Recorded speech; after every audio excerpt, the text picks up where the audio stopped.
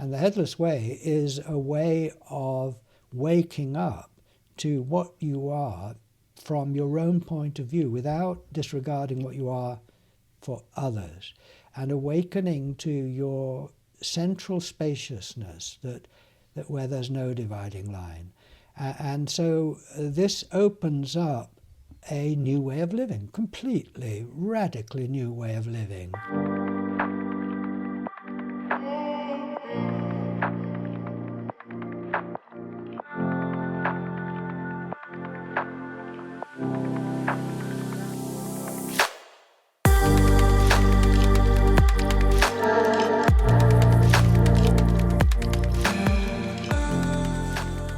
Hey everyone, and welcome to another episode of Going Out Looking In, the podcast about the big questions of life, personal growth and spirituality. My name's Maxi, I'm your host, and who are you? If this question was ever of interest to you, then this episode is the one, because we are going to answer this question once and for all. Today, I'm speaking with Richard Lang from the Headless Way.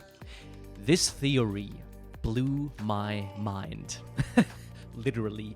Spot the wordplay, everybody. I was, as you all know, meditating with waking up.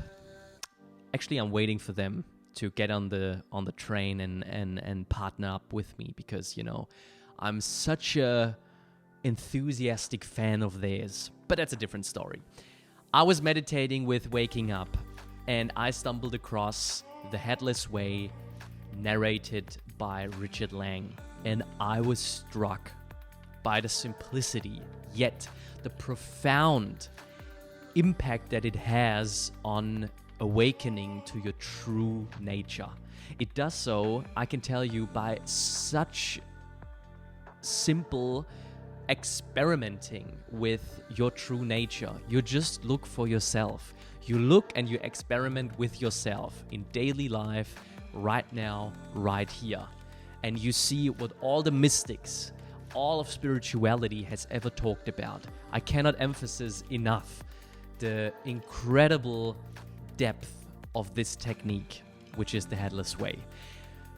Now, Richard Lang is basically a direct disciple, if you want to say so, of Douglas Harding, an English philosopher, the inventor of the Headless Way, who died in 2007. And since then, Richard has been just traveling around the world and teaching and sharing the message of the Headless Way to hundreds, if not thousands of people. And I mean, maybe you heard it sometimes that monks and enlightened people and beings are just very lighthearted and funny and I don't know, they just have this like very positive aura. Well, wait and see how Richard is in the world. He's such a gentle and light spirit, so much fun. I mean, it was just awesome to talk to him. We shared so many laughs, and he's just like unpacking this very like deep message of self-realization at the end of the day in a very light way, very easy digestible. So yeah, we talked about a variety of topics, such as, you know, the backstory, the origin of the Headless Way, Richard's relationship to Douglas Harding, then the connection between the Headless Way and spirituality, which I find is very interesting, as well as emotions, the compatibility between emotions and the Headless Way, the 4 stages of awakening to yourself, the importance of community, as well as how we can handle and navigate the current state of the world by, you know, the realization that comes with the Headless Way. So I cannot wait to share this one with you. I wish you, you know, lots of fun by listening to this, and happy experimenting with the Headless Way and Richard Lang.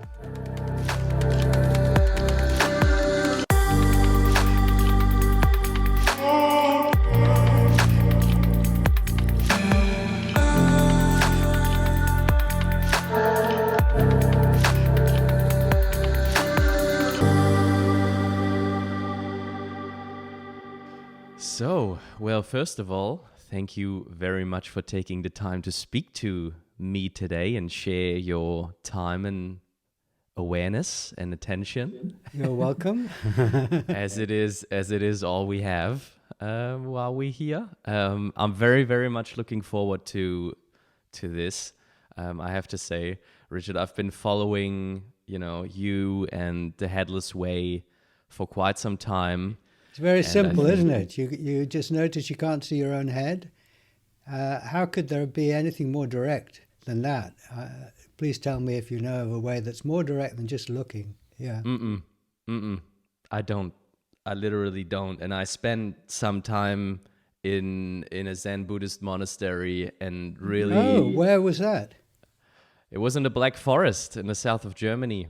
It was a Zoto Zen. So basically. So you're serious about this business? I guess I am.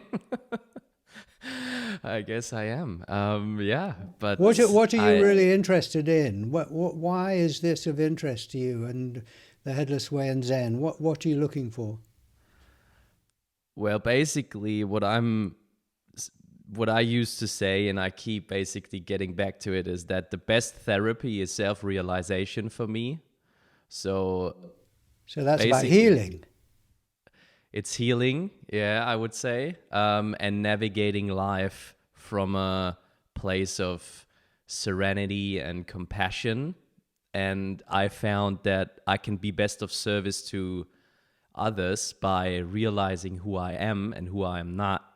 So I can be grounded. I can be just grounded here and not being basically distracted and tossed around by different needs and wants and wishes and dreams and hopes. And, it's not still sort of bad or something inherently to have that, it's just like what it is to be human. Yes. Yeah. Well, I think that once you come home to who you really are, then it is very interesting and supportive and helpful and fun to meet others who are also living from that base. And that's what we're doing in this meeting, isn't it? In this conversation, we are sharing our own responses to living from the base. And the principle of the Headless Way, as far as I'm concerned, is that you get there at will, not dependent on how you feel or what you've done. You just look and you see you're at home. You're looking out of your source. And therefore, that is available to anyone who sincerely looks. So it's a pleasure to meet someone who is both myself and not myself. Yeah, it's so true. The Headless Way is definitely, once you start experimenting with it, and that is exactly what you're doing, like you say, it becomes apparent that you've been here the whole time. Yes. And that is... And anyone who is sharing the Headless Way, you can't pretend you've got something that others have not got in a basic sense. That's just ridiculous. You can't see your head. Instead, you see the world. You're empty for the world. What more is there to get at that level? There isn't. Of course, there is what you understand, how you live from it, the realizations that come and go within that mystery, and that's why it's so interesting to meet others and find out how it's going down over there. Definitely. I'm all for basically, meeting you and basically, having this conversation with, just everything arising as it does. Also a result. Well, that's good then, because it's going to. Yeah. Exactly. However, I have a little bit I have some questions I definitely wanna ask you, and some points I definitely want to touch on. But the world is our oyster. We can go anywhere and everywhere from here. But I would, just also for the listeners to get some sort of like rough understanding when we're talking about the Headless Way, if you can share a little bit of a backstory to when you discovered the Headless Way, how you came in contact with Douglas' teachings, and just like some general backstory on how this technique sort of arose. Yeah. Well, Douglas Harding, who is dead now, he died about 15 years ago, lived to his late 90s. He was interested in the question, who am I? And he took the approach that he was going to look for himself. I mean, with the aid of science.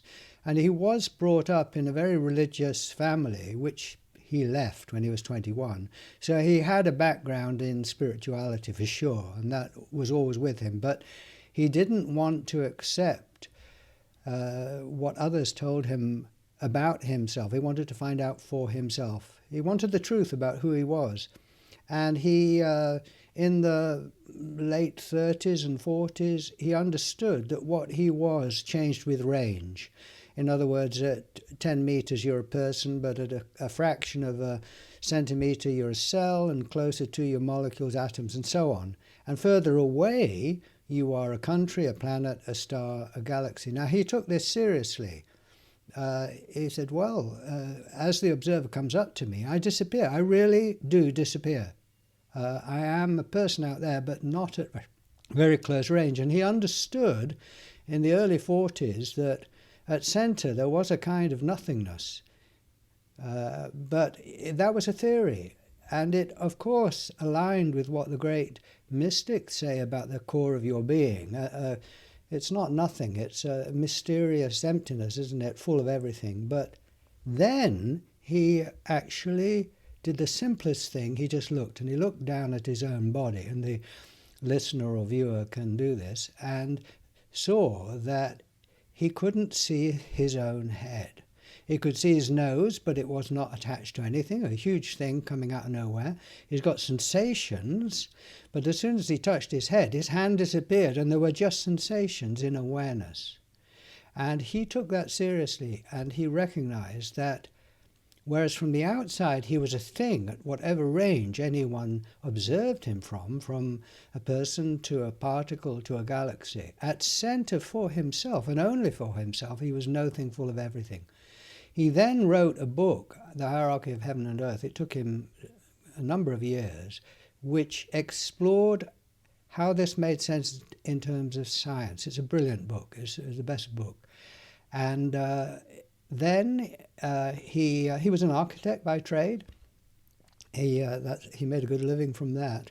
But that was a way of him, for him to sort out, to understand as far as you can, as far as he could, what he had found and what it meant. Now, when you notice you're headless, you can't see your head, instead you see the world. A common response is, well, so what? Well, that is a very creative question. And I would put it back to the person who says that. I said, well, okay, you've got the experience now. You can't see your head. You can't see your face.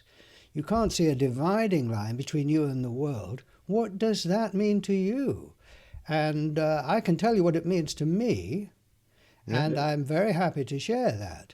So anyway, Douglas then, later on, wrote on having no head, which connected this headless experience with Zen, which he had only just discovered.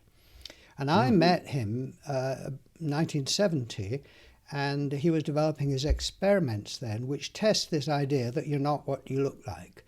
You're not at center the same as you appear from a distance. And I was blown away. I was looking for my true nature, and I got it.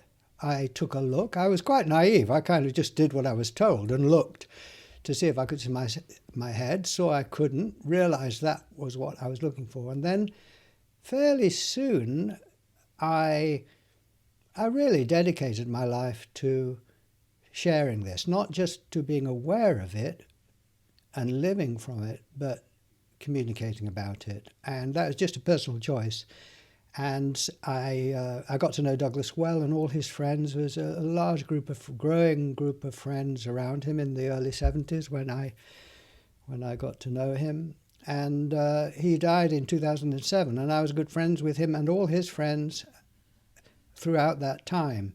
And so I read everything he'd written. I talked to him a lot, of course. I did lots of workshops with him and traveled with him and set up workshops myself, and I grew up in a mini community of people who were aware of their true nature. And it was a joy and an education. And it doesn't actually mean that you don't go through the normal difficulties of growing up and of life, and that is true now. But you have this base to operate from that is free and clear and open and wise. And that is just a fantastic resource to have in your back pocket whenever you need it, as it were.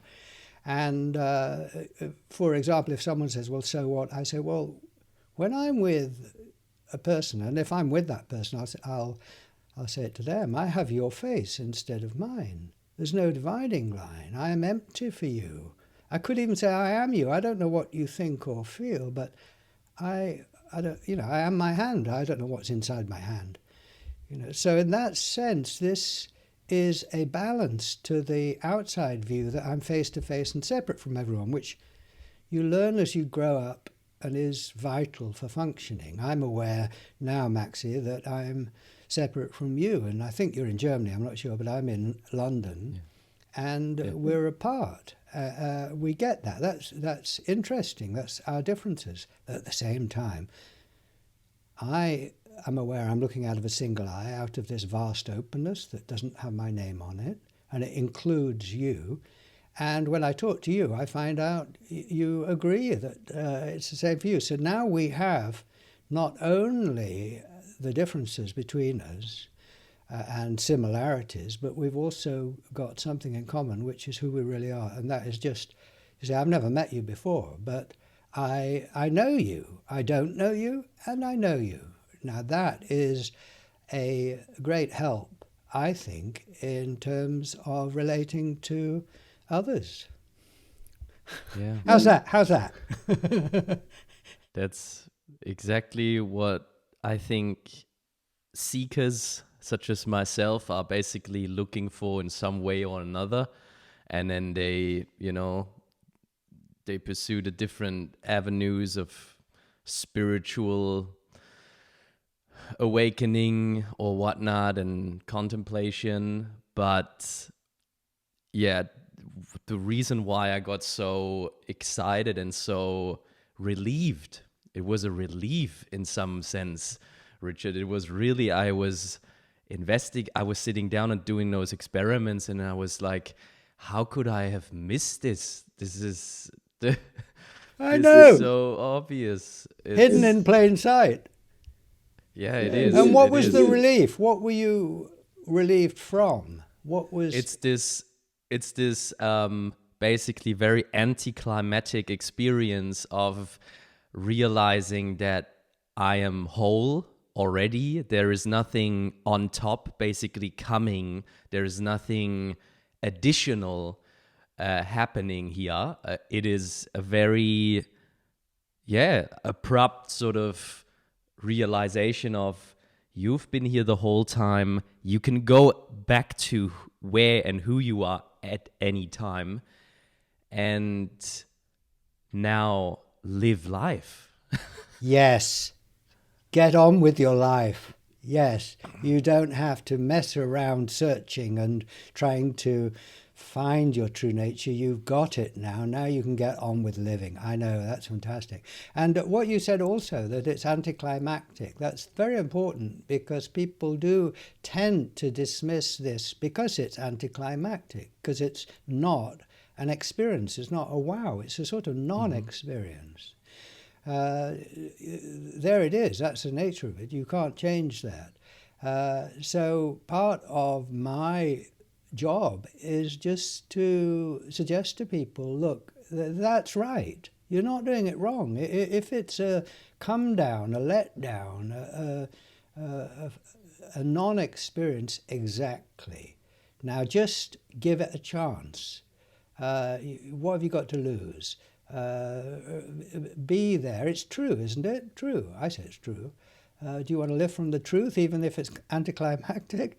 The paradox is that it will give you all the big wows and as you want if you stick with it, but in its own time, as it were. Yeah. How's your relationship with basically the other great, maybe also mystical, spiritual teachings as well as techniques such as, meditation, probably plant medicine that is often used to, realize oneself. How do you look at that now with all that you know about yourself? Well, before you see who you are, you read the scriptures to find out if you've got it right. After you see who you are, you read the scriptures to see if they've got it right. And you pick and choose. I mean, you pick and choose anyway, don't you? But you realize you're the authority on what it's like to be you. And it is self-evident and indubitable. You cannot doubt it. It's just self-evident.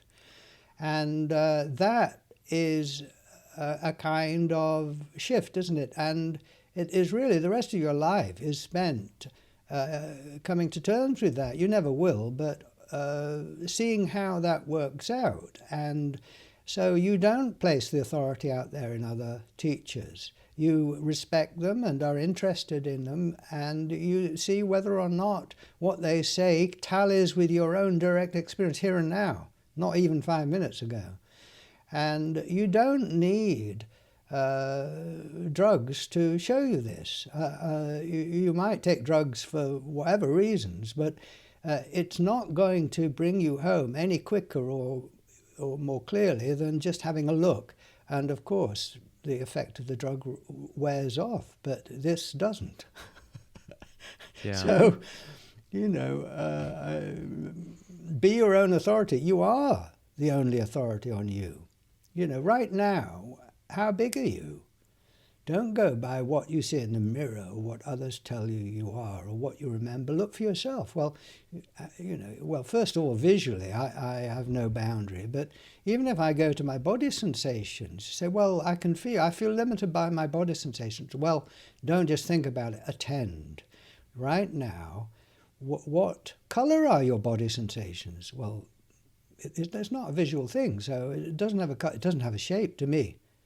And just as the visual field, if you look at the whole visual field, it fades out all the way around, and there's nothing floating above it or below it or outside it, containing it. It's just in consciousness, you see. It's just vast.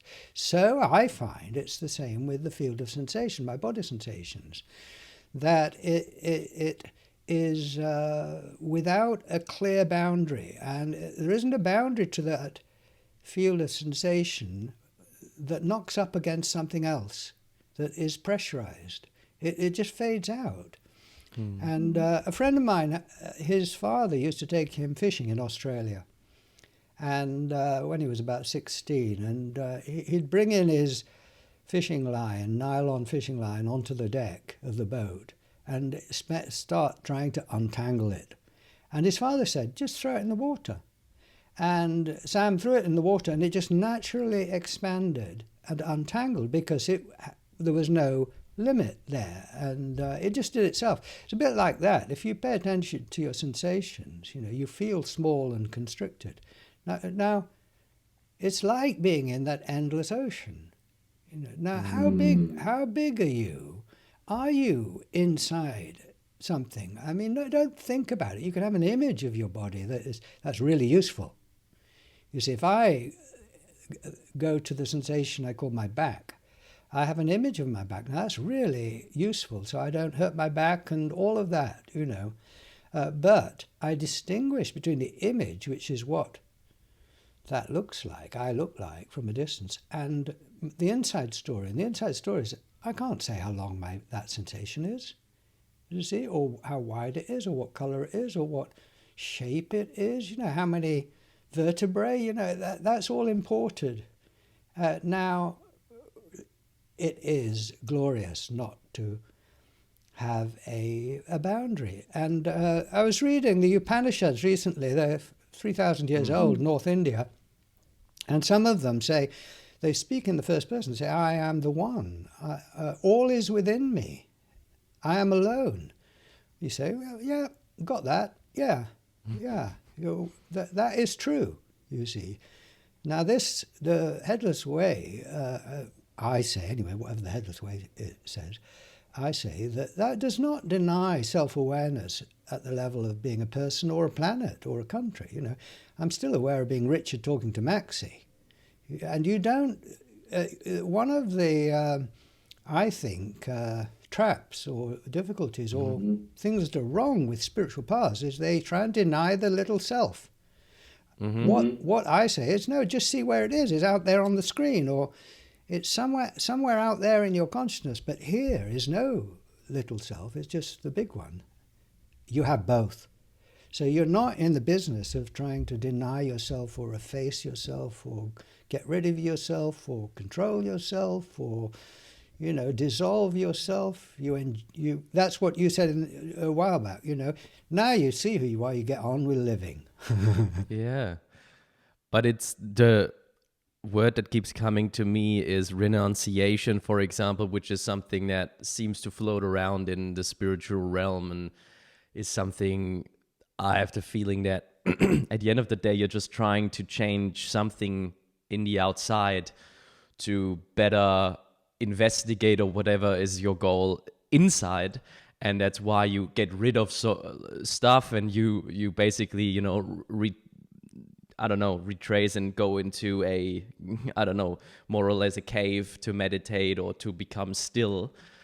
But yeah, the Headless Way is so powerful because it allows you to start right here, right now, where you are, no matter the circumstances.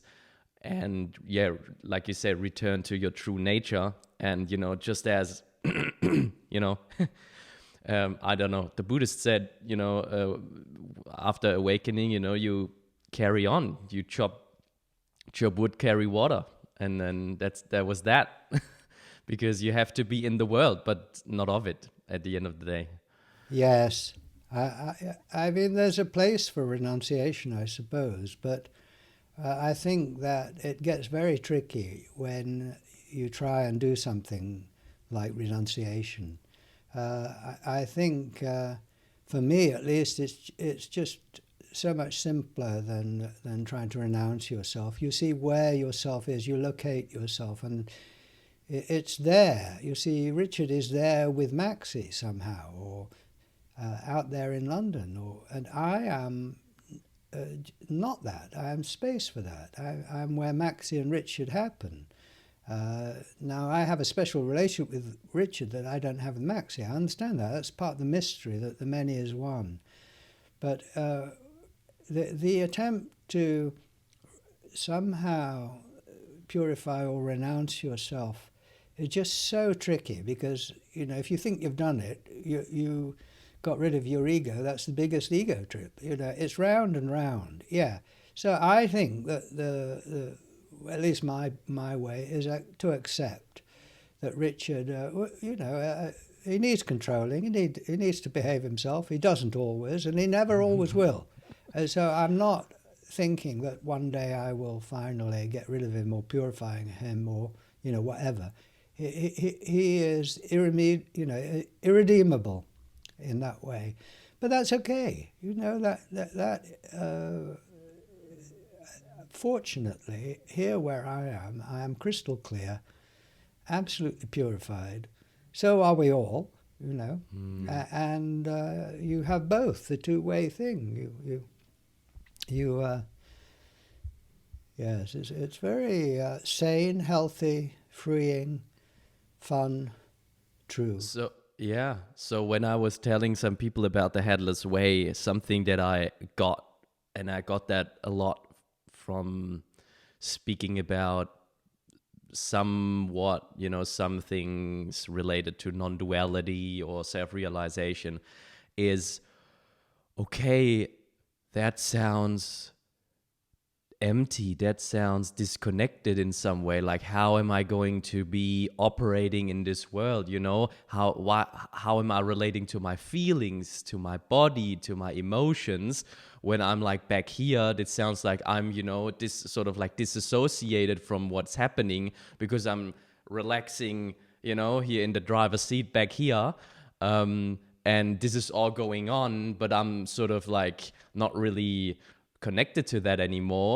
And that's why, you know, that whole thing of embodiment, coming back to the body, feeling what you're feeling and stuff. So with all that being said, I would be very curious on, because I have like a sort of an opinion on that and what I then say to people.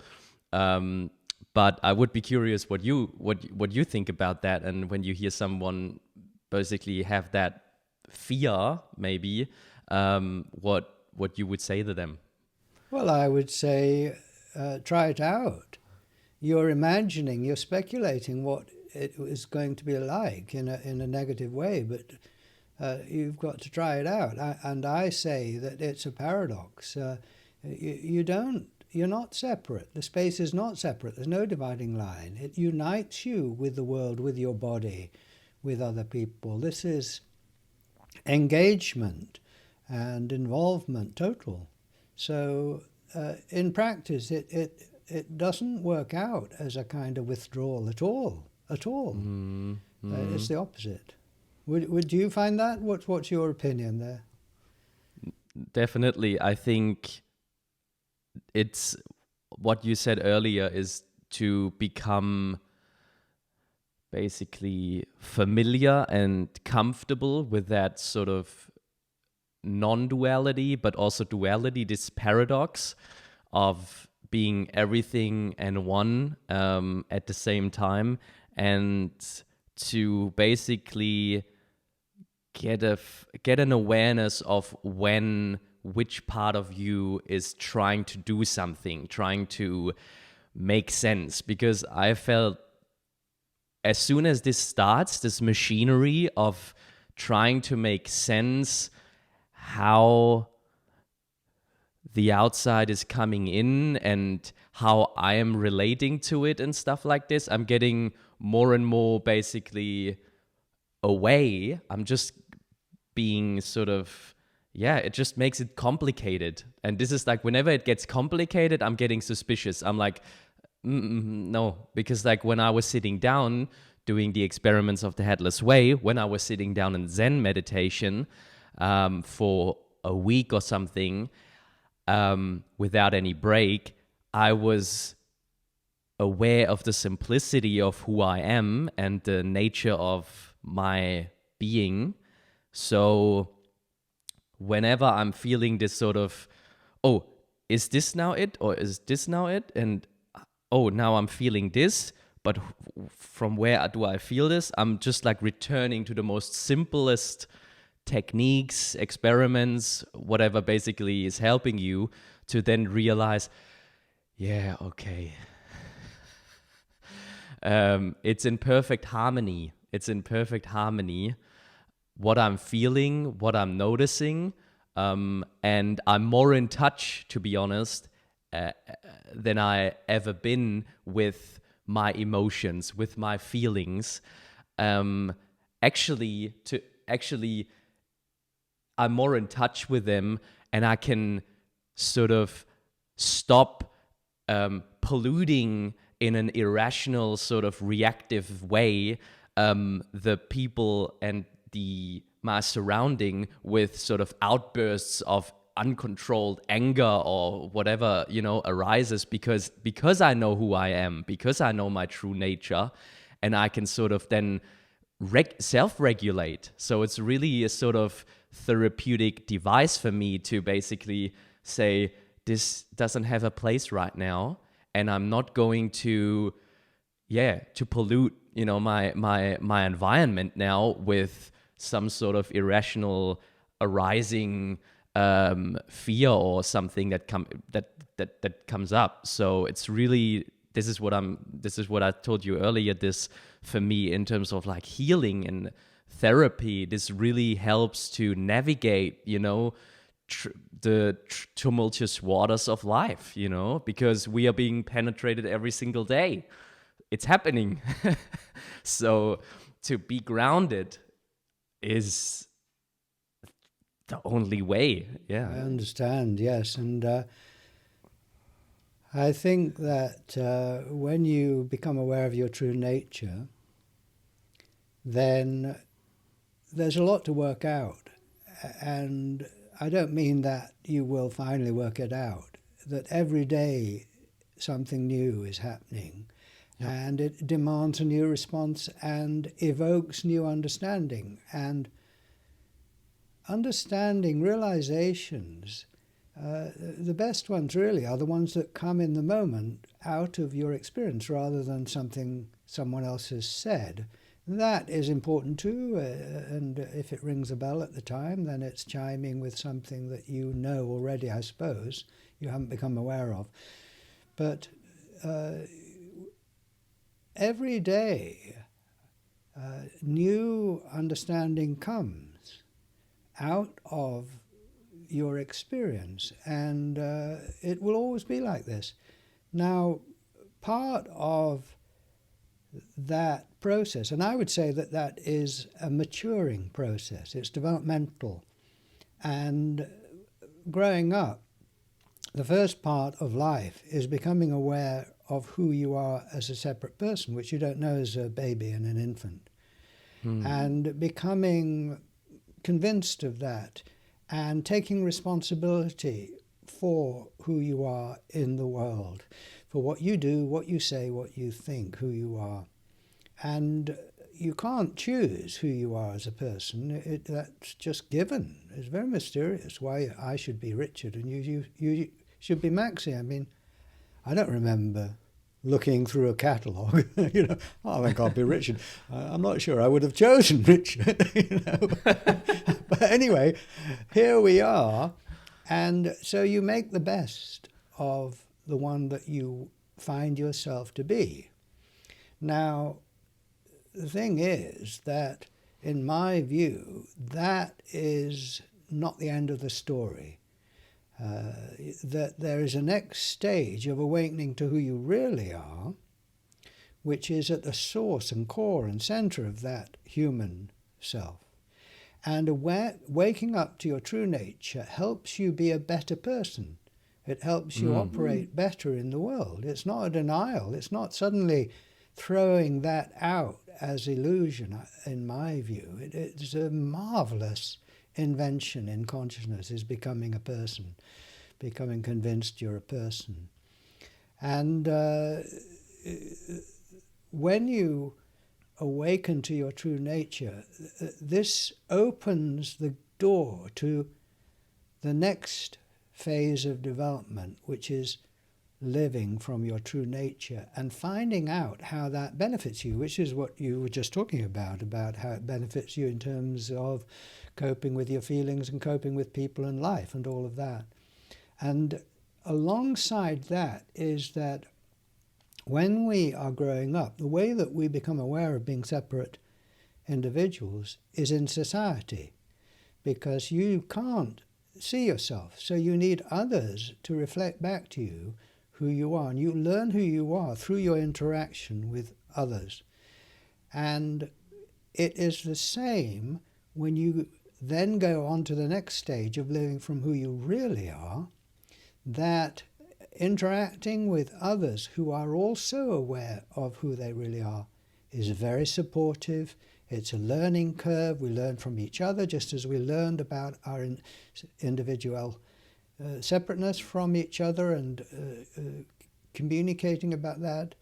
The fact that we are now talking as equals in the sense that we're both aware of our true nature and yet have different realizations and experiences and all of that. This is part of our development, mine and yours, is to interact with others, learn from each other, just have the experience of communicating, listening and, giving and taking and giving about in terms of our true nature. So it's exciting, and I usually say to people, look, if you are serious about operating for the rest of your life from who you really are and growing and learning and deepening your understanding, there's no better way, in my view, than hanging out with others, being in a group, being in a society, mini society, where this is accepted. If you're trying to do this on your own, good luck, you can, but it's harder and it's not so much fun. But if you are part of a group of friends who are equal in this sense, who are sharing their responses, and not just sharing their responses, but actually experiencing being together in the light of being one and many. I say, well, come and join our free Zoom groups, or, come along to a meeting or whatever, because it is it's the normal way. The way that you learn to be Maxi, the way I learned to be Richard, was in society. It's the only way. And I say, you can see who you are on your own, but to understand and grow and develop is a social thing. So I really say to people, what's holding you back? Come and join the party. Yeah. In Germany we have we have a saying, and I think it surely translates to English as well. Some people you have to force to their own luck, Sometimes I'm like, I wish, I wish we were living in a society sometimes where this self-awareness is even, more spread. Yes, but actually, I say, you see, people say that, and I say that it's no excuse. If you want to be in a society where this is understood and normal, it's there. You have to step out towards it. It's not all around you, I understand that. But there's enough people now. There's a German Zoom group, German language Zoom group. There's lots of English ones. There's French. This is there. So, of course, you've got to take action to be a part of it. That's what I did in my life, yeah. Yeah. Well, actually, that's a question I always ask at the end or towards the end of the podcast. But however, I think now it's very suitable to ask you, when you look around at the state of the world right now, as it is today, with everything that's going on, and meanwhile, with everything that you know and have experienced about, in your case, your true nature, how does that make you feel? What do you think? I say, what on earth is the void playing at? But it has always played, right up to the wire. If you were living in a city with Genghis Khan approaching, who usually, often burned whole cities and tortured people, you'd think, it's never been worse than this. Now we are in a especially dangerous situation because our weapons are so completely lethal. We've never been here before, and the climate change. So as a planet, as a species, we've never been here before. It is more dangerous. Having said that,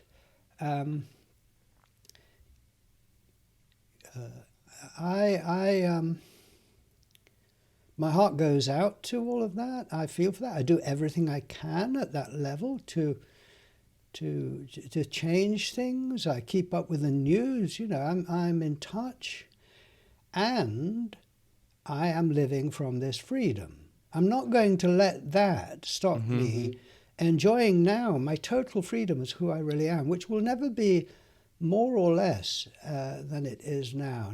And now I believe, of course, I am involved in sharing this. I think that to share this and to spread this is going to make a difference in terms of how we relate to each other as individuals or nations and all of that.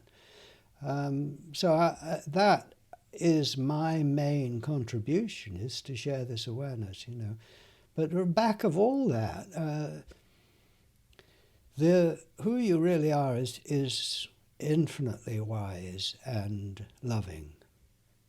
And you say, well, what about the war? And what about Climate change, yeah, I know. This, you can't have a universe that has up without down, or good without evil, or, it's just the way you did it. But don't let that distract you from being conscious of the place it's all coming from, because that is a very powerful contribution. Yeah. No, I very much agree. I think, Oh, that's a relief. yeah, it is. And then that was the perfect self experiment again, because once we get attached to those dynamics that are out there, from people, places, and circumstances that just behave in a way that we can't control, and when we look at that and we get too attached to I find, that there's like this weight on being put on my shoulders, and then it's, life starts getting heavy. But that's because I'm so far away from me, from the center. I mean, I'm looking at those models in the back of on the shelf, and just at that sort of in the middle, at the center, always returning. Return. When it gets all too much, return, and maybe I wanted to ask you if we can, or if you can share. This is being recorded video and audio, but potentially only being listened to on audio. So if there's any sort of like experiment from the Headless Way, we can share with the listeners that they can try only by listening. I mean, the whole waking up course is only by listening, so I guess it is possible. Because I think it's so valuable. Yeah. Yes, well, I mean, even though the listener might be just listening and not looking, the listener can use your finger to point back at the place where others see your face and look for yourself. And that is very direct. Now, you say, well, I just see my finger. Exactly. You don't see your head at the same time. Instead, you see the world. See, so that's one thing. Noticing your single eye. For others, you're looking out of two little peepholes in a head. But just be aware of what you're looking out of, and bring your hands in front of you. So you can do this if you're just listening, and you hold your hands out in front of you, half a meter apart or something, and then you bring them back past either side of your head, and you notice they disappear into the great void. Now you've got to do this. It's no good just listening to me. And then you bring them forward and they emerge out the great space, you see. So then if you close your eyes, then you've got a darkness. How big is the darkness? Well, there's nothing to compare it with.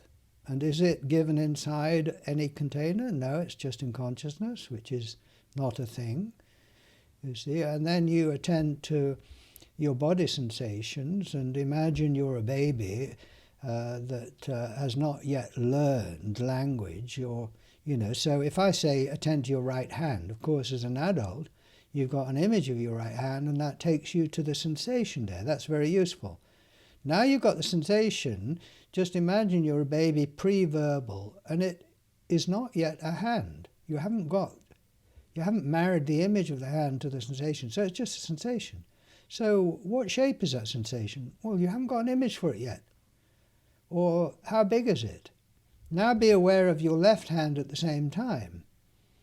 Now, I've used images left and right, but that is verbal, or that is something you hadn't yet understood as a baby. So where's the dividing line between the sensation on the left and the one on the right?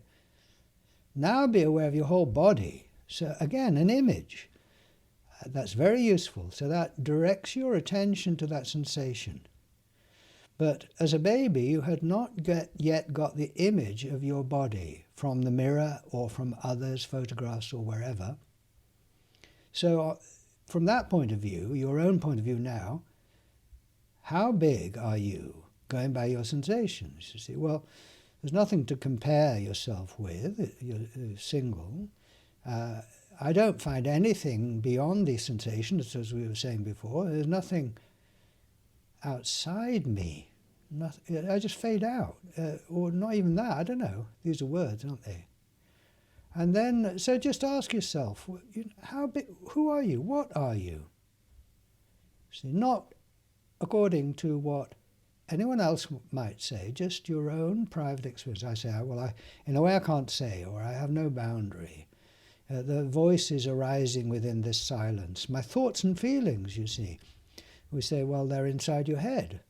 Well, I imagine a mountain, or I think of a number, and I don't find those arising in a head. They just appear out of nowhere and disappear again, out of no mind, as the Buddhists call it. And so whether I go by my thoughts or sensations or sounds or anything, I find I have no boundary. I can't say how big I am or what I am. Now this is not manufacturing anything. It's not making anything happen. It's just being aware of yourself, really, and putting aside what you thought and what others think. And it's as simple as that. And there's it's rather interesting. I call the space, the void or something. It's a name. Of course, there's no dividing line between the space and what is in it, the sounds, the thoughts, you see.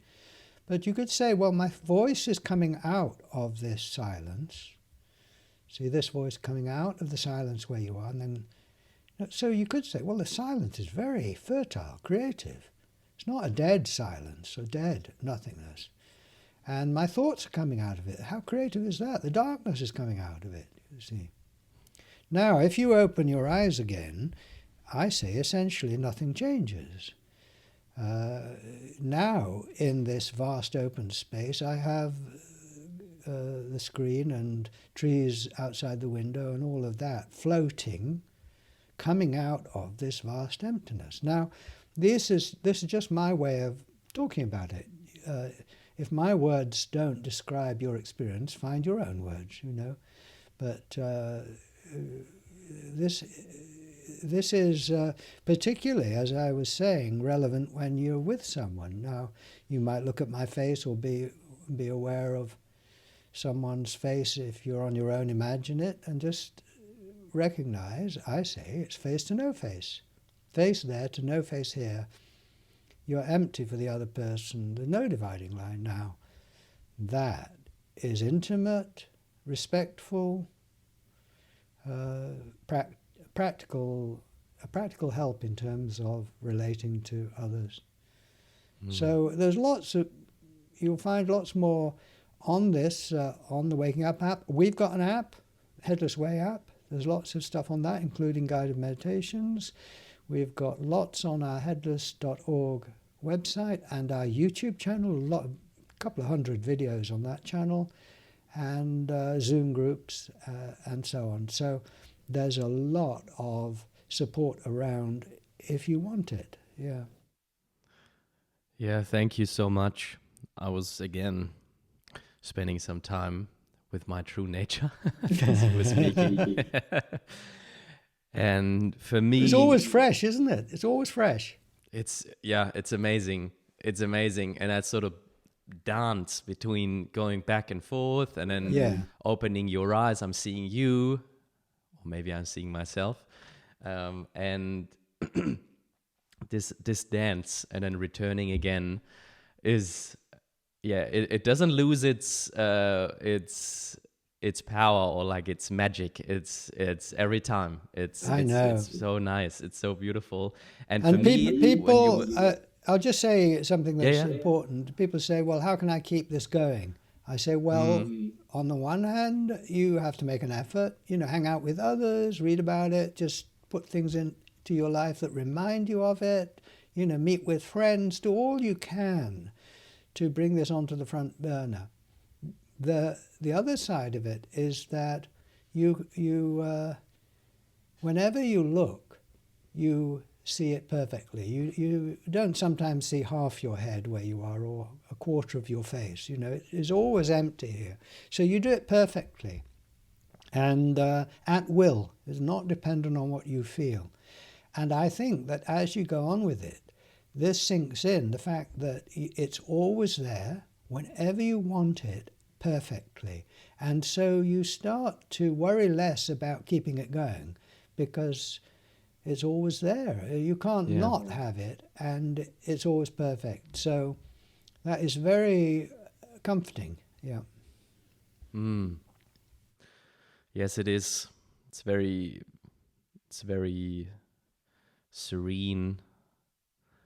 When I'm spending some time in the space, which I like to refer to it as, and it's so, there is no, it's peace. There's no needs, no wish, nothing to attain. And then from that point, what you said earlier with the scriptures, now reading the Heart Sutra and gate, paragate, going beyond, and beyond, it makes sense. Now it's sort of, I think that might be what they were talking about. And that is then nice as an add-on. But what I also so much like about it is that it's like you said, practical, and it's not attached to any beliefs. It's not attached to any theory, religion, whatever. It's, an atheist can, realize him or herself just as good as some devoted Christian can. There's no exclusivity or anything. That I did a workshop in Greece once, and there was a lady there. She had a great T-shirt. She said, "I was an atheist until I realized I was God." I love that. And one of the exercises we do in workshops that I've developed is a communication exercise. So it's one thing to see it, but it's another thing to communicate with others about it. It's a learning curve. And so I get people either in pairs or with the whole group to declare to the group who they really are. So, and then the group responds by saying yes. So in other words, I might say to you or to the group, I might say, "I am space for you." And then the other person, that would be you or the group, says, "Yes, you are." Because growing up, we have been all along saying, "I am a person," and society says, "Yes, you are." And I say, "You are a person," and you say, "Yes, you are." So now we apply the same learning through communication to growing into who we really are, and we declare in public our true nature, you see. So it's a powerful thing to do. And I did a workshop in Finland a few years ago, and at the end we did this, and people came and sat next to me and said to the group, "I am space for you," and the whole group went, "Yes, you are," or that. And then this lady came up and said, "Oh, I've been waiting to do this all my life." Oh, what's she going to say? She stood up in front of the whole group and said to the group, "I am God." And the group went, "Yes, you are." It's so brilliant, so brilliant. That's amazing. Oh, so yeah. I'm just declaring to the world that I am God. I'm finally admitting it. Yes. Oh, yeah. It's anticlimactic. I've been looking everywhere my whole life, and what I've been looking for has been. I think I'm going to get some letters from, someone signing themselves off as concerned London, or has he finally gone mad? That is blasphemy. That is the ultimate ego trip, Well, I'm not saying Richard is God. I'm saying I am God, Yeah, and we'll find, if we want to go down that rabbit hole, we'll find passages where, those people have been saying, that the kingdom is within you, and it is to and be also realized. you say, "Well, I am God," but you are God. I mean, who you really are, and that's namaste. That is, I honor the fact that the one in me is the same as the one in you, and the one in me is the one. And paradoxically and mysteriously, the one in you is the one, as if seeing the world from a different angle, So this is as soon as you say, I am the one, I am God, everything is within me, then I say one must accept and celebrate the fact that everyone else is in the same wonderful condition. Even if they're not aware of it, you treat them in that way, just as I'm accepting you're the one, Yeah, it's funny. Really, sometimes it's actually. I was waiting in the grocery in the queue at the cashier, and I was looking around, and I was like, "Wow, they're all a part of me. Everyone here. Yes. They're pretty angry right now. A lot of them are, but at the same time, yes, there is no where does." And yeah, for some people it may work better with eyes closed, but like, where does their field of awareness, their being start, and where does mine end? And once it all is fluid, it's like, wow, you're a part of me. And I saw, I actually, you mentioned that in the podcast already, I think 3 times, but it just like it's so powerful. After watching this Netflix documentary on our universe, narrated by Morgan Freeman, it just becomes apparent that, our origin is one, and it's split up in all the different particles and elements that we know today cognitively, that are manifesting on planet Earth. However, like I said, the origin and also the energy force that sort of like that holds it all together in our solar system, the sun, which is then emanating energy, and we receive that energy, and then it's this beautiful dance between molecules and just like at the smallest part of what we are made of, it's just this dance. And it doesn't, like you say, it doesn't start here and it ends with, I don't know, like in a distance or something. It's just one manifesting as different objects and shapes and forms, but at the essence, it's one. So, and that origin there is the idea that God is distant and transcendent and not involved. But there's the opposite one, which is in all the religions, that the source is deeply involved, that there's no dividing line. So you're in the supermarket and you're aware that you're the origin of everything and everything is within you, and you say, yeah, I'll have a tin of beans, please. Yes. I mean, how wild is that? Yeah. Or, oh my God, my knee hurts, but everything is within me. And you move back and forth. People think, I've forgotten who I really am. No, I say this is natural, to move between awareness of yourself as the one and awareness of yourself as a human. Of course, if you've only been aware of yourself as a human, you want to turn up the dial on being aware of yourself as God. But it's always a rhythm between these two aspects, and this is what gives each meaning. So you're not trying to get rid of the sense of separate self. You never will. But of course you want to become more aware, as it were, of your true nature. Even while you're buying your can of beans.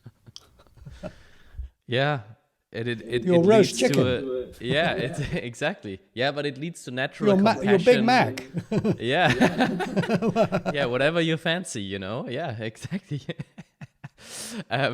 You were now quickly. I had to get that in. They do pay me. I have to somehow get that in. It's okay. I'm not gonna edit it out. I'll leave it as it is. Everything. Oh well. Yeah. So you briefly were mentioning, and I just want to go quickly back to that, because I think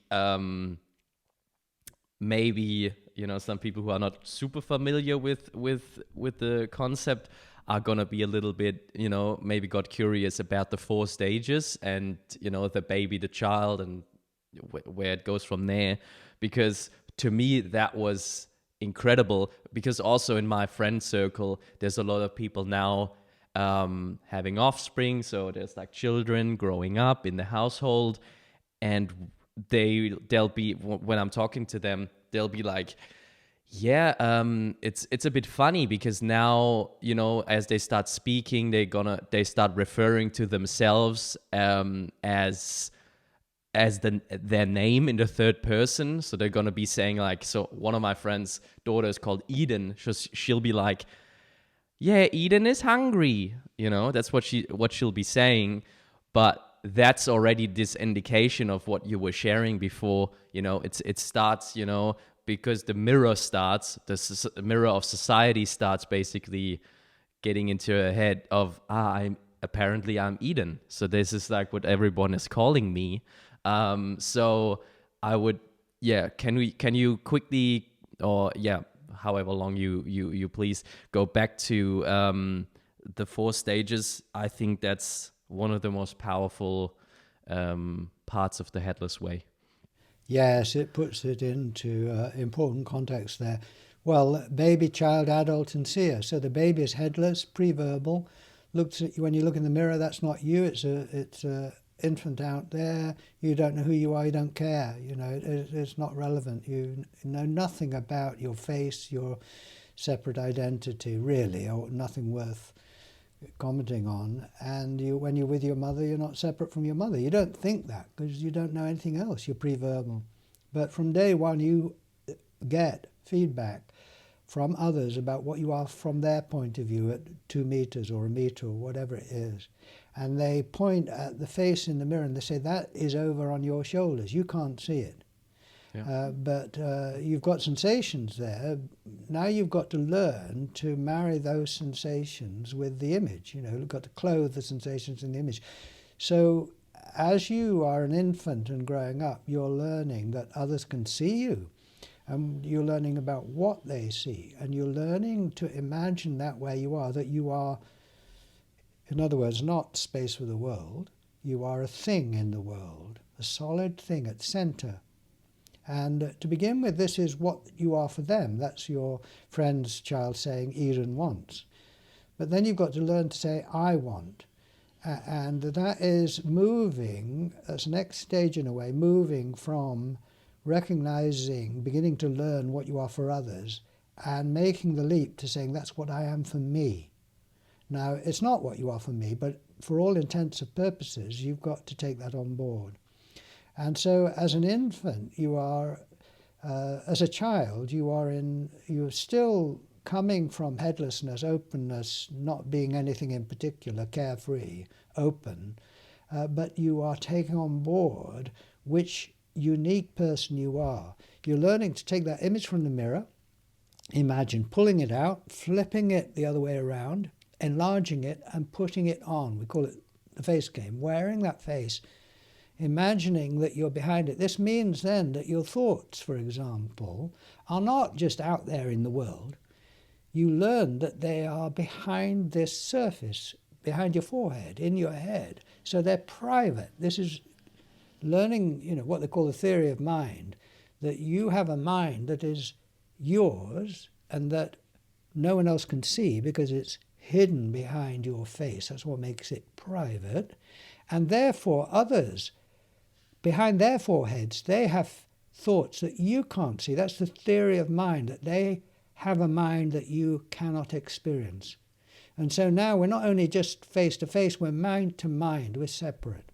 So you're learning that as a child and moving out of this place of no separation into separation. So by the time you're an adolescent and an adult, you are profoundly convinced that you are behind a face you can't see, that your thoughts and feelings are private, that they're not out there in the world, that they're behind your forehead or in your body, and others are in the same condition.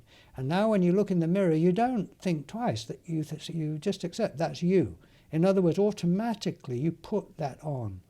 And every time you look in the mirror, I say it's slightly different. It's a bit older. There's different light on it, whatever. So every time you look in the mirror, you update your image, self-image. Or every time someone says something about you, or you think about yourself, it's a moving thing. You have to keep updating your sense of who you are as a person.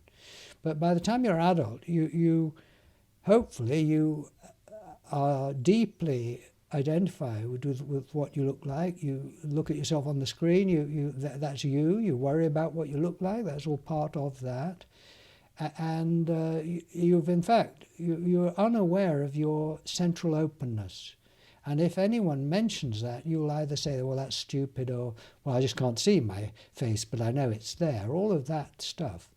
And you have taken responsibility for being that separate person you find over there in the mirror and that everyone else sees. And you operate as if that is you. Now, you may not question that, and you may die not questioning that.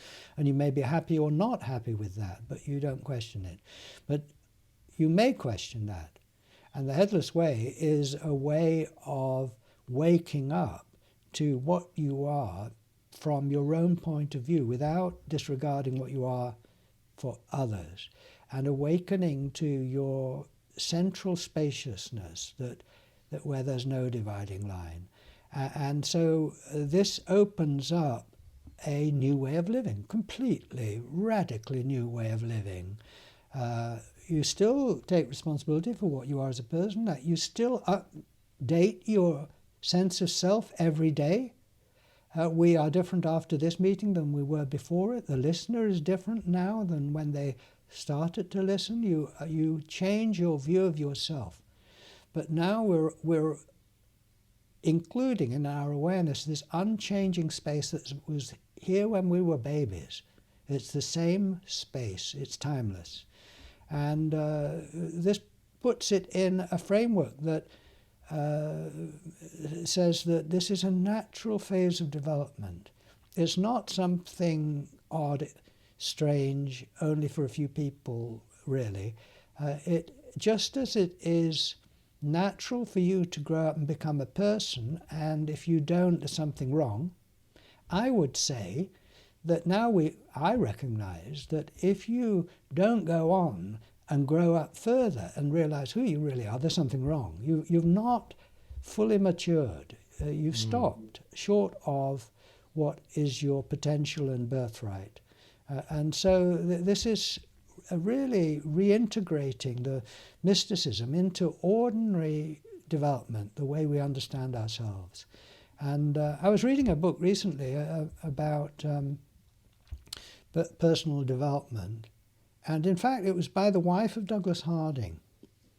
And she did not value headlessness.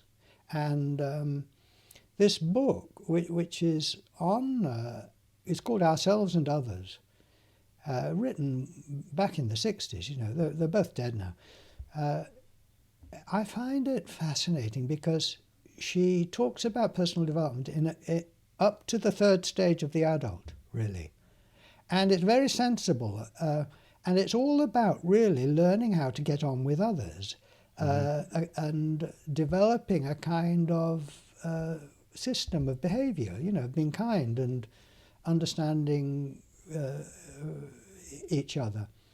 And she does not mention once anything about your true nature or that. And for various reasons, she was just not interested in it. But it was fascinating because she was living with a guy who was completely involved in it, So, I mean, it was definitely a kind of resistance to that. Fair enough, not everyone is interested in this. But it is, you end up really kind of... I don't know. The difference between negotiating through life as just a person and kind of, working out sort of ways of behaving and agreeing to behave with others and codes of conduct, so we treat each other fairly well. All right, that's one thing. That's really important. You can't do without that.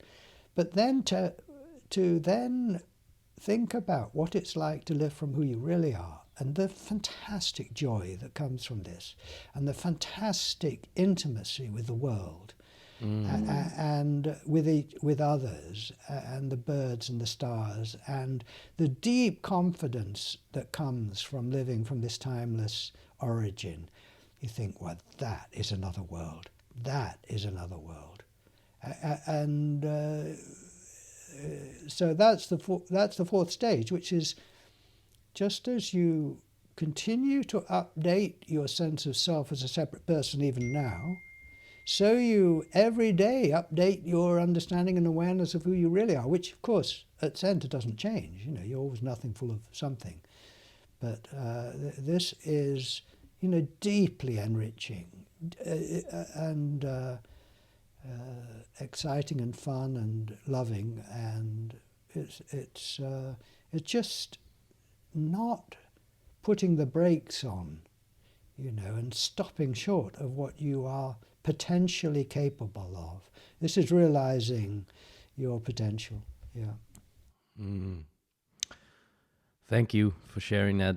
It's so simple and yet so profound, because great writers and teachers and whatnot were in my personal journey that I've been following, trying to make sense of this. How does the fall from the garden, how does that happen? And it was something that was, for me personally, also very big deal. I was like, so, once I am self-realized, once I glimpse this eternal, or realize who I am really, how could it ever happen that I, forgot that? How could that happen that I, was led astray? How could I disconnect from my core? How did that happen? And I was genuinely interested. And then again, the Headless Way is just like, it's 2-3 minutes of like breaking it down. And it's just like, yeah, of course. This is exactly what happened. Yes, exactly. Maximilian, you are this. You have blonde hair. You have blue eyes. You're German. You are this. Da-da-da-da-dum. It's so simple, and it's literally, it's all around us. And exactly. And for me, one of the most fundamental realizations is the recognition that I am, and that there is no explanation of that, of who you really are. I mean, you are. How did you come to be? Where did you come from? There's no answer to these questions. And I find that is just joy. That is to this, whatever is going on in a world, the fact that you are as who you really are is a miracle, and just it's a joy without a shadow. It is just there's no downside to it. Now, the fact that then you have somehow engineered the fact that you can forget who you are and get involved and identify with a character in the story, and completely forget about who you are. You think, I mean, that's amazing, but I mean, it's painful, but it also means that now you've got a contrast between that and who you really are. So it's a very smart thing, although it is difficult. And you just think who you really are is just incredibly smart.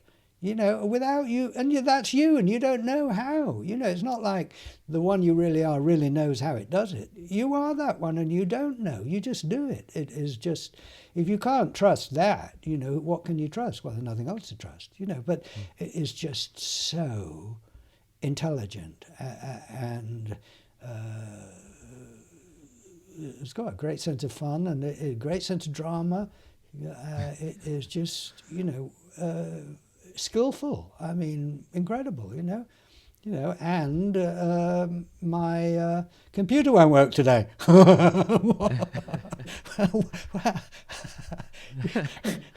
You can create the universe, but you can't get this software working. Well, what, really? um, yeah, well, while you were talking, something that also came to mind, which I realized, because also my guitar is standing here, and I'm basically, pursuing some creative, avenues in my free time, and making music is one of them. So then I was doing the Headless Way experiment with the different objects on the table, and then rearranging them in a way, and then basically asking like who did this, who came up with this creativity as a word of rearranging those objects, for example. Or when I was sitting down to play some guitar, I was like asking myself, so where does this come from now? Like, where does this creative output, basically, where does that come from, so that I can then come up with a melody or whatever it is. And again, super fascinating. I was like, wow, that's incredible. And a question that came with that I wanted to ask you is, because so my realization was, okay, it's coming out of nowhere, it's just appearing, and I cannot really put my finger on it. I cannot say like, this is gonna come up now and then it's coming. It's just coming up, and then I'll be singing or doing or writing or painting or whatever it is that you're doing creatively. However, when I'm then looking around, then there's arguably people who are more creative than others, where I was like, are there like, so are creative people are just more connected to who they really are and just listen to what's coming out of our essential self, or what? How? Yeah. What do you think? Well, I think that when you recognize that your true nature is creative in this moment, whatever you're looking at, that's creative. There's a sense in which that you are creating what you're looking at. It's a way of thinking about it, but it fits with the facts. And so then you realize that creativity is not a special thing that some people have and others don't, or you have at certain occasions and not on other occasions. It's happening all the time. You can't stop it. Now that is that's very encouraging. Now, if you want to write a song, I mean, they say, oh, Mozart just wrote down what came to him. But the thing with Mozart was that he had, from the age of about 3, whatever, been playing the piano and playing music and all of that. So it didn't just come out of nowhere. It did, like anything does. But it also involved kind of training on the unconscious. If you want to write about, I don't know, the war in Ukraine, you don't just start writing, you do research, you see, and you absorb it and saturate it, and then in a way forget about it and then write about it. But you can't write about it, in a sense, unless you've kind of put the information in and then let it be there in a way. So when you say that some people are creative, I say, well, they're no more, essentially, fundamentally, they're no more creative than you. But what is coming out of the void there is dependent on what they've put into it in a way, to a degree, Now, of course, we have different talents and skills, so there's that. But if you want to write songs, yes, just be open, but also listen to a lot of music and play your guitar and sing, and all of that is going to help, isn't it? Yeah. Yeah, makes sense. No, true. You need the tools to create, and then again, forget it all. Yeah, before you get on stage or whatever.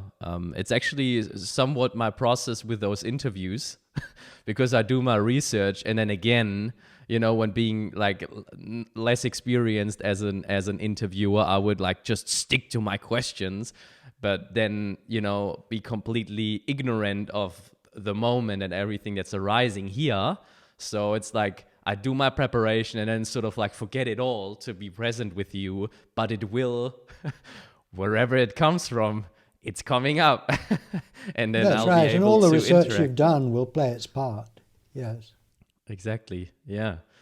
Very nice. So what would you say is a good way of passing on the message of the Headless Way, of teaching it once you experimented with it with yourself?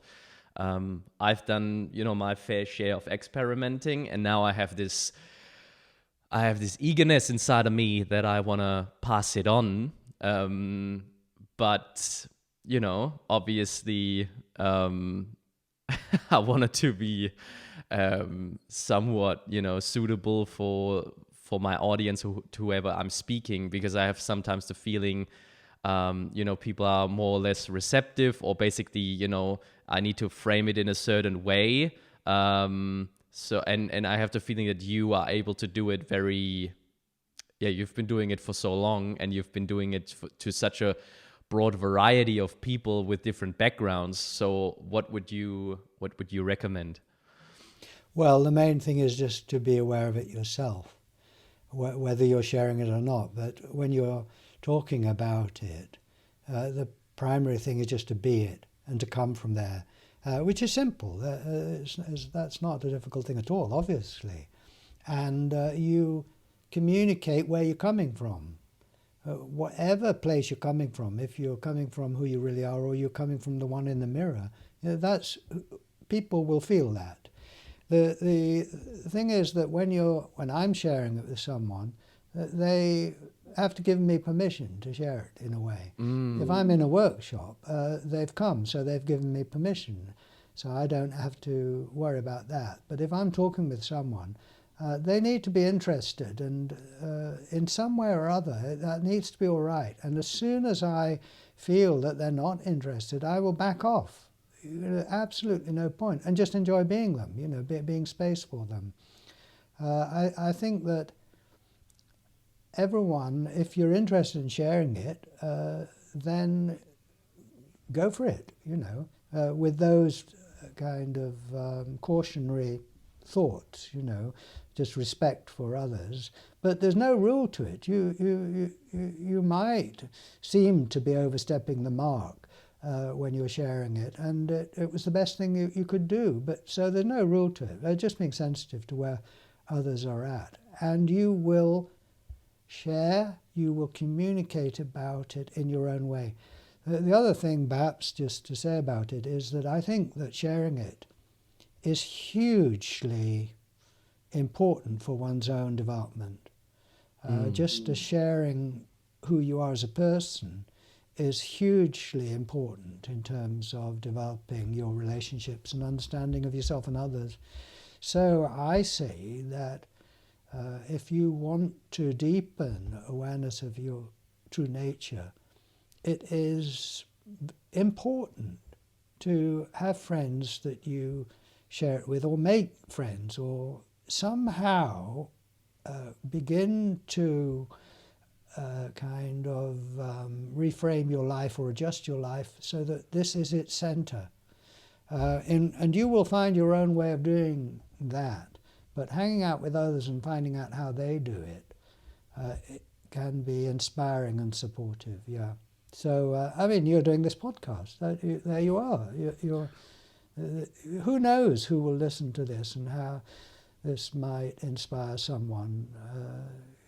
So all of us have our own unique contribution to make, I think. Yeah. No, but I definitely agree with everything you said, and also developing a sense of timing and being receptive and open to what you're sharing in other way, and in all other instances just like live from it. I found that to be so also nourishing for myself when I'm not even thinking about it, and then like basically people will say something like, wow, I'm like curious how you navigated this very tumultuous time in your life, something like that, because then it's just like being, state of being, how are you in the world, how are you showing up? And then I can say, well, it's a direct result of just like spending more and more time with my essence, or whatever that word is that you want to use then. And that really helped me tremendously. And then that's a segue then into like showing people, what you've been cooking, what you've been working on. But I noticed that my approach is to go straight for the experience, more or less. And if someone says, so what is the Headless Way? It happens to me. People say, well, what is the Headless Way? So rather than going into some kind of long introduction of philosophy or whatever, I just say, oh, well, noticing you can't see your own head. See, now that immediately you're not then just talking about ideas, and you go straight for the experience, which they get, whatever it means to them or not. And then that is the best way, I think. And it's fun, and it's kind of shocking. And they go, because you're straight to it, and everyone can be aware they can't see their own head, and they've never seen it. And it's not showing them something that is vaguely related to them. It's absolutely central to them, I said that to someone recently, and within a minute they said, oh my God, I suppose no one has ever seen their own head. They were making a connection there. Yes. And same for me. I was driving some friends to the train station the other day, and as we were driving through the forest, I was just like, so with all those trees basically flying by, I'm always like, I'm always asking myself, am I moving through the trees and through the world, or is the world moving through me? What do you guys think? And we were in the middle of the Headless Way, and then they were like, that's interesting. Well, we are sitting in this car and we're going through space and time. And then I'm like, interesting. Okay, space and time, we can go there as well. We can go to time, for example, but okay. And then, it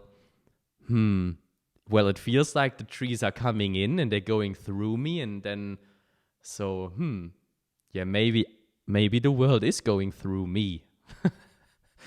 And it was just a playful way. And then time, when I was doing the time experiment and I was seeing the clock tick, basically from my point of view, I was just like, so if I would sit here long enough, I would probably realize that, my physical appearance changes. But that's more or less the only indication of time passing, because otherwise, like from where I'm looking out of, I don't know, I couldn't tell you if time was passing or not. I was just like looking at the clock and sort of like the numbers changing, but like in terms of like where I'm looking out of, I don't know, there doesn't seem to be any time. No, there isn't. Nothing changing here. Yeah. Well, yes, and we've had an hour and a half or something of this podcast, and time has changed, and a lot of things have changed, but the space that I'm looking out of, that you're looking out of, hasn't changed at all. How could it? Yeah, so there's this union of time there and timeless here, no dividing line. Well, Absolutely. a pleasure to talk to you, Maxi. Absolutely. That was a lot of fun. I very much appreciate you taking the time and sharing your presence with us. And if people want to get in touch with me, I say to them, you're welcome, and join our Zoom groups or look at our website, whatever you feel inspired. No, definitely. I will make sure to do all the housekeeping and include the links all in the show notes. I also found a very useful video summarizing everything that we talked about in 10 minutes by you. I think it's called Who Am I? I think this is such a beautiful way of passing on the message, and I will myself make sure to, show up in the meetings and connect even more with the Headless Way community. Wonderful. I look forward to that, Maxi.